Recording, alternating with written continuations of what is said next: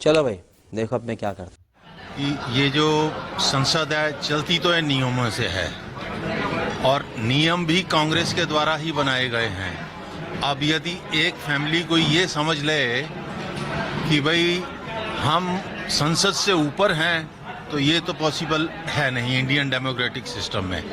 अपनी टर्म पे बोलो और उसका जवाब लो, बोलो भी तीखा बोलो, फैक्ट पे बात करो और वैसा ही जवाब सुनने की भी ताकत रखो।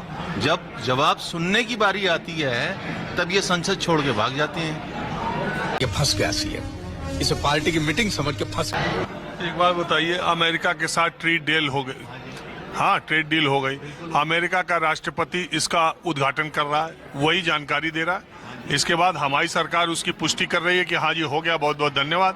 और संसद का सत्र चल रहा है, वाणिज्य मंत्री भी बोल चुके, प्रधानमंत्री भी बोल चुके। उस ट्रेड डील के जो क्या है बातों में, उस पर अभी कुछ क्लियर ही नहीं हो रहा। हाँ जी, इसमें ये देखो कि ये जो ऐसी डील्स होती हैं कंट्री टू कंट्री, इसमें बहुत समय लगता है। जैसे यूरोप के साथ मदर ऑफ ऑल डील हुई है, वो लगभग 24 या 25 साल बाद हुई है। कांग्रेस चाहती तो एडवांटेज उसको मिल सकता था, नहीं लिया उन्होंने। तो उसका मसौदा भी अभी आना है और पेपर वर्क है, ऑफिशियल्स हैं, पेपर साइन होते हैं। एक दिन का तो काम है नहीं, ये लॉन्ग टर्म सारा प्रोसेस होता है। तो अभी उनको चाहिए कि वेट करे, जैसे ही वो आए उस पर संसद में बोले ना। कौन मना करता है संसद में ना बोलने के लिए? बोले, बिल्कुल उनका राइट है। तो गेम बचाना पड़ेगा। अगर राहुल गांधी बोलना चाह रहे थे तो उसमें क्या दिक्कत थी? बिल्कुल कोई दिक्कत नहीं है, मगर वो एक हमारे जो आर्मी चीफ है नरवणे जी की किताब के ऊपर ऐसे बोलेंगे कि जो अभी पब्लिश ही नहीं हुई है और जो मिनिस्ट्री ऑफ डिफेंस ने जिस पे अभी अप्रूवल ही नहीं दिया है, और वो खाली पेज लेके ऐसे बोले। आज वो किताब भी छपवा के लेके आ गए, कहते हैं जी दुनिया में कहीं छपी है। दुनिया में कहीं छपी है तो गवर्नमेंट के भी तो सोर्सेज होते हैं। तो उसको ये सोचना चाहिए कि भाई जो मैं कह रहा हूँ फैक्ट बेस्ड बात करें ना वो। यदि दुनिया में कहीं किताब छपी है, कंट्री का नाम बताएं। वो नहीं बताना।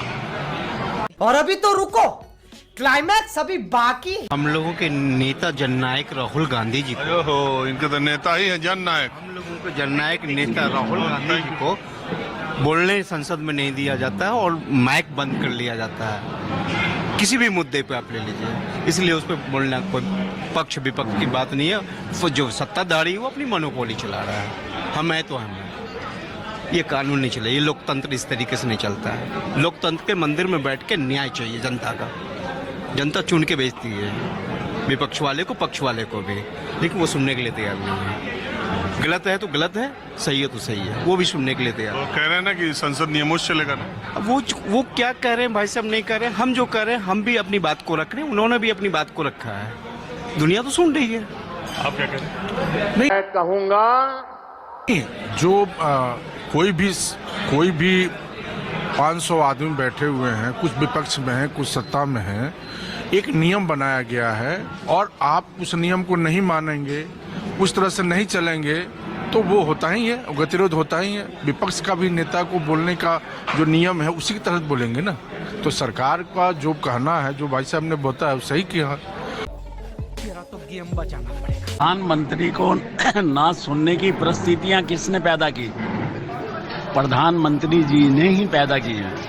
लोगों में, जनता में आक्रोश है और जो संसद में जो आक्रोश दिख रहा है वो जनता के थ्रू ही दिख रहा है। प्रधानमंत्री ने कैसे परिस्थितियां पैदा की? प्रधानमंत्री जो है झूठ का पुलंदा है।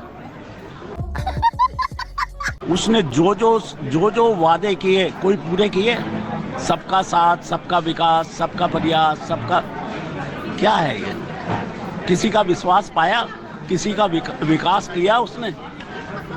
नहीं सारुण के यहाँ कुछ तो गड़बड़ है जरूर। तो रुको जरा, सब्र करो। जो नहीं एक मिनट, मेरी बात सुनिए। नहीं आप ही का नहीं बोल। नहीं आप हमारे क्या है लोकतंत्र में, क्या है पैमाना? नहीं लोकतंत्र में क्या है पैमाना? राहुल गांधी ने ये कहा, SIR का कुछ किया उन्होंने?